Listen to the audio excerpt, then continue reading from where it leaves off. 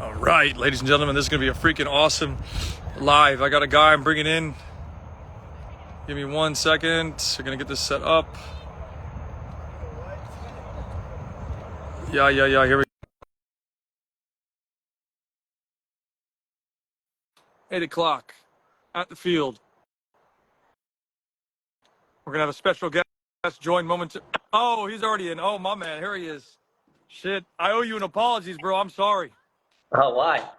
Because I didn't reach back out to you to be like, hey, can I post this stuff? That's my bad. Oh, you're good. You're good. How are you? Living the dream, bro. How's your trip? Where you at? Connecticut? Mississippi. Where? In Mississippi.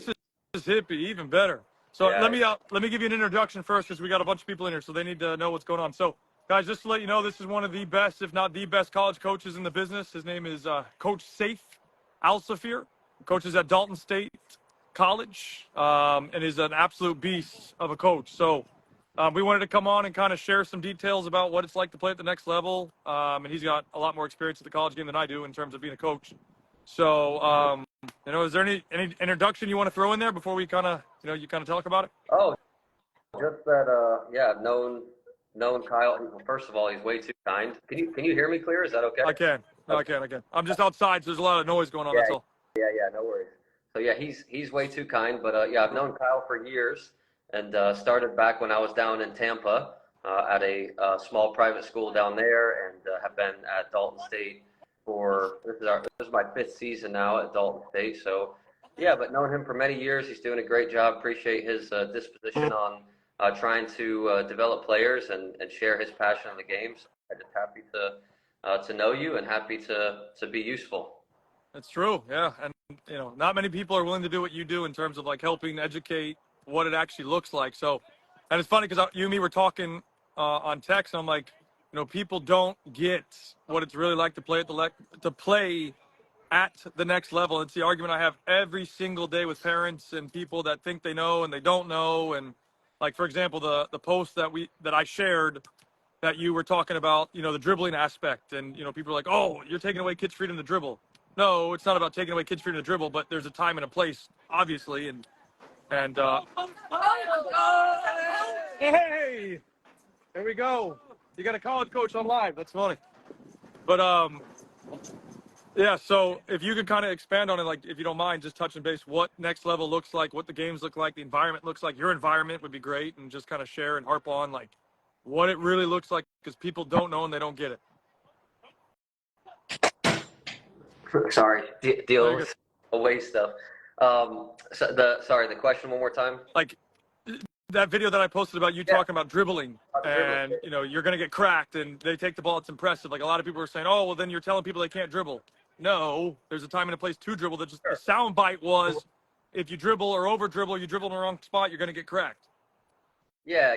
I mean, at the end of the day, I think people are excited, and it's good to have the interaction, frankly, irregardless of what the comments are, whether they're positive or negative. I think it's good that people care and that people are willing to interact with content. But obviously, yeah, soundbite.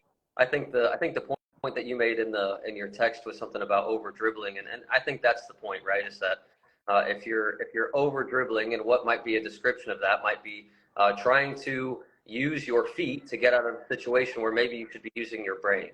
So I think it's less about maybe teaching people not to dribble, and maybe it's more about like, hey, use your brain to make the right decision. So ultimately what I would say is that it's about critical thinking.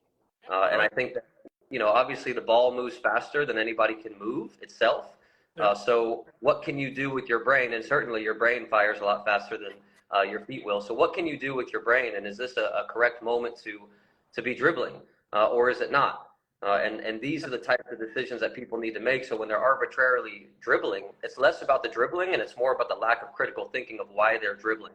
And that explanation obviously is lost on people in the comments because they're only getting they're getting a 10-second micro sound clip, something like that. Yeah, of course. So but it's good. It's good to see that people care and that they want to interact with content. And I love that. And the other side of that about players tackling. Yeah, I mean, listen, we're talking about the context of college soccer. So we could talk about semi-professional soccer. We could talk about professional soccer. And I'm fine to discuss all that. But in the context of the clip, we're talking about college soccer. And it's a very intense game.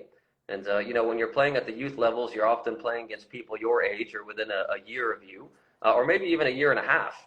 And when you get to the college game, you could be playing against someone not just 4 years older than you, not just a freshman versus a senior, but if you're in the NCAA Division II arena or you're in the NAIA arena, you are almost most certainly playing against a 24, 25, 26-year-old international. Right. And the intensity is very different to what is probably happening on those fields behind you often. I can guarantee you it's not probably, it's guaranteed. It's funny, man, because I remember when I came up and I visited your program with my brother last August, I'm like, dude, it's just like, and I always have this argument with people. I'm like, the problem that we have is we're not setting the expectation in youth soccer to what they need to do to get to your level, which is why, and I'm not saying this is just about your program, but like, for example, UCF, I went in and we had a bunch of our players go play with UCF, not with, but against UCF. The entire starting 11 is international. And the question always becomes, if you know that they have higher level players, more experienced players, why would you not go get them? And it just makes more sense because the youth level's not preparing kids for what it looks like. I know it didn't prepare me. And to your point, I only ever played my age group. So except I did play up 2 years for 2 years when I was like 12 to 14. And then after that, it was my age group. So it does not do a good job of setting the tone of what it really looks like. And I would really love for you to kind of expand on what the environment at your college looks like. What does that look like on a day-to-day basis? Yeah, I mean, the environment here, I mean, ultimately it's all about there's the one clip that you played that talked about, the disposition of the person and trying to be the best that they can in everything that they do. Right. And I would suggest that that's really what we're after, and that's the environment that we're trying to emulate at Dalton State is, hey, can we be our best? Can Right. we be our best in the classroom? Can we be our best on the pitch? Can we be our best in the locker room? What about in the community? What about in your dorm room? Whatever it is that you're doing, can you be your best? And that's the type of standard that we're trying to hit. And not that we always achieve that mark. We make mistakes often as people, but that's the mark that we're trying to hit. And I think that anybody that is serious about doing anything should try and hit that mark. And if they're not, then I think a reasonable question would be, what are we actually doing if we're not trying to be the best that we can be? Right. And not so much about the best in the country or whether you're the best coach or whether you're the best player or whatever. Are you the best that you can be? Right. So forget the people around you. What is your potential? What are your abilities? And can you tap into them and can you expand on them? And that's really what we're looking for at Dalton State is people that have that type of mindset that they just want to be the best that they can be. And that's what it should be. I mean, but that doesn't happen at the youth level. Can you quickly highlight, like, because a lot of people want to know this, or they think, for example, like I deal with this on a day-to-day basis. I wish I was kidding. Everybody thinks that they're going top D1 first, and then two, they all think they're getting a full ride athletic scholarship. Can you kind of break down, again, from your perspective, how likely is it maybe, I don't want to say D1, but like, how many kids do you look at? How many of them on your roster get a scholarship, or how many scholarships do you have? Do any of them have full rides? If you don't mind disclosing that, but if you can't, it's okay. But just kind of like give the process of what it actually looks like from that aspect, if you don't mind. Yeah, the recruiting landscape is a wide variety of all kinds of things. So I think that I'll try and speak in generality because there's so many different levels. There are so many different schools. There are so many different expectations. There's all kinds of different things. So I mean, what I would really say is that people need to have the expectation of really just kind of what I outlined. What is it that I do, and can I be the best at what I do? And then what is it that you're looking for? Because the reality is that D1 might be the right fit for you, but it might not be. NAIA might be the right fit for you. It might not be. There's all kinds of different questions that you have to answer about these things. And I think for us, we're always looking to package several things together.